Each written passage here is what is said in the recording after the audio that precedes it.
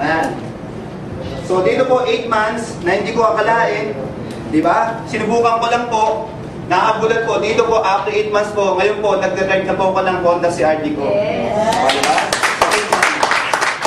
So, tapos, yung bahay ng parents ko po, kasi wala pa kami sarili bahay. Diba? Sabi nga ng dito sa Pilipinas, almost 90% wala pong sariling bahay. Isa na po kami doon. Pero yung kumita po ako ng malaki, sabi ko nga, yung goal ko po, matulungan ko yung pamilya ko. Napagawa ko po yung bahay ng parents ko. Diba? Kasi, pag naungutang yung parents ko, pag pinapalayas kami ng lola ko, diba? Nakakalungkot. Kaya sabi ko, alam niyo po, kung meron lang magandang opportunity, pag ginawa ko, alam niyo po, ang una kong tutulungan yung pamilya ko. Kaya alam niyo po, yung nagkaroon po ako ng blessing po dito, nakapagpagawa ko ng bahay ng parents ko. Worth $1 million. Di ba? Ganun po, so, kasi bakit po? Na-challenge po ako sa buhay namin. Sabi ko nga, yung Royal, kung ito pagalingan, dapat maging magaling ako. Di ba? Kasi po, nakaka-challenge po yung buhay namin. Okay, siya po kami magkakapatid. Okay? So, yung pang-siyang po namin kapatid, meron pong meningitis. May sakit po. Hindi po siya nagsasalita. Hindi po siya tumatayo. Binubuhat lang po namin siya. Hindi siya kumakain. Sinusubuan na namin siya ng pagkain. Ganun po. Alam niyo po ngayon, 13 years old na po siya ngayon. Diba na-challenge po ako sa buhay namin. So, alam niyo po, yung nakita ko po yung Royal, sabi ko sa sarili ko, dapat kong gawin ng Royal. Kasi kailangan namin ng Royal. Okay? So, nakatuwa po. Ito po ako dati. Okay, eto na po ako ngayon. Meron po akong before sa after. Okay. Yan, so, eto po yung mga sample ng kinikita ko po dito sa Royal. Tingnan niyo po, 1 week. October 19, kumita ako 72,000. After 1 week po, October 26, kumita ako ng 102,000 sa linggo. So, alam niyo po, eto po yung matindi. Kahapon, meron na naman. O, diba? Kahapon po, anong date po kahapon? 27. Okay. November 27 po. Ako po, kahapon, kumita po ako ng 66,286. 66,286. Okay? Pwede na po ba yun sa inyo? Ito po ang kikitain natin sa Royal. Okay? So, alam niyo po, naniwala lang sa sarili ko na sabi ko, kaya ko din to. Okay? So, after 1 year po may get, dito po sa Royal, di ba? Naniwala lang po ako, nagulat po ako na inawardan po ako dati, lagi yung kolelat asal sa grade Di ba? Siguro sarap pumakit sa States. Di ba? Alam niyo po, dito nakakatuwa po. Dito po sa Royal, after 1 year make it po, okay, na-recognize po ako. Last October 2007 po, tinawag po ako as a number 1 po ng Royal Business. So, ibig sabihin, ma'am, sir, kung ikaw maniniwala lang din, possible po yun nangyari sa amin, pwede po mangyari sa inyo. Ganun lang po. Alam niyo po, pagkakaiba, siguro nung ibang tao sa labas, ako po, kahit ganito po ako, siguro malakas po yung loob ko. Hindi po ako natakot sa Royal Business lang. Okay? Talagang sinimulan ko po ito. Okay? So, siyempre, naniniwala po ako, meron pong tulong sa taas, si Lord. Di ba? So, tapos, ginamit po itong tao na to para makilala ko po ang Royal.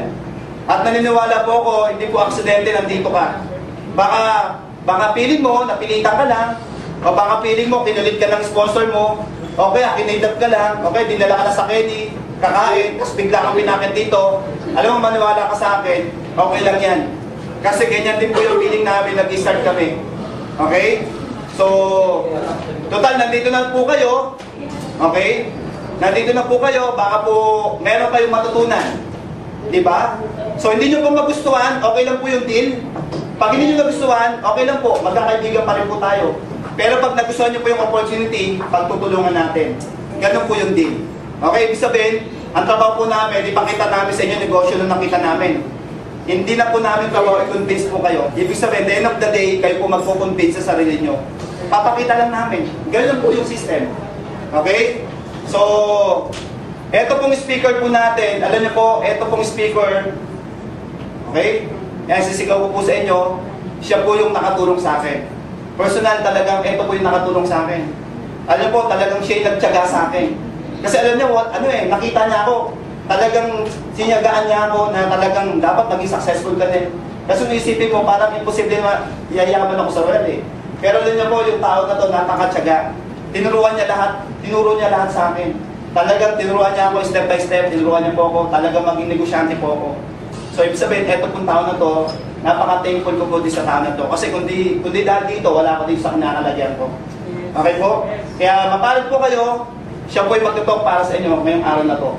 Okay? So, eto pong speaker natin. Okay? So, ano po, nurse po ito sa California. Yung isipin niyo po, tanong bakit siya nandito? Kasi po, mas malaki ang kita dito. Ganyan po kasimple. Kung malaki ang kita dito, tanong, alis ka pa ba sa abroad? Pupunta ka pa ba sa abroad? Hindi na po. Diba? Iwanan po ba yung pamilya mo? Mahal mo sa buhay? Hindi na po. Kasi mas malaki ang kita dito. Okay? So, tapos anak niya po si Iking, si Pogi, si Boyong. Anak po, yung batang gagampino, anak niya po yun. Eh, etong taon na to, gwapo po ito. Okay? So, ano pa ba? Dito niya po nakuha yung bahay niya, dito nakuha, lahat na nangyari sa kanya, dito po niya nakuha. Okay? So, I suggest po, pakinggan niyo po siya. Okay po ba yun?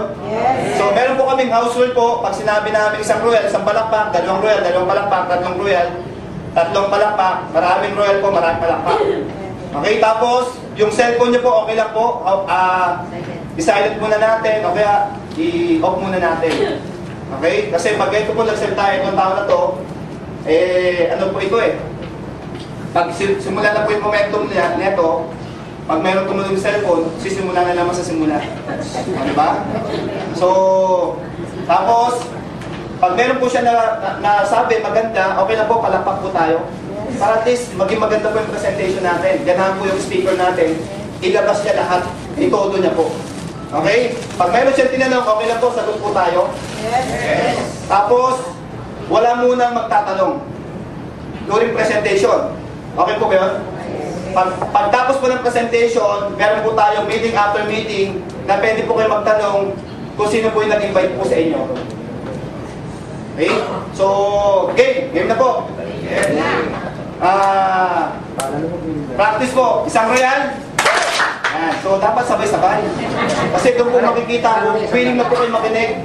At least sabay-sabay po tayong mayaman. Okay, isang royal.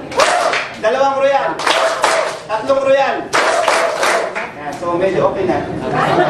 So, practice pa lang po. Okay? So, huwag na natin patagalin. So, isang royal. Okay? Parang practice lang yun Game na nga po ito Isang royal. Dalawang royal. Tatlong royal. Maraming royal.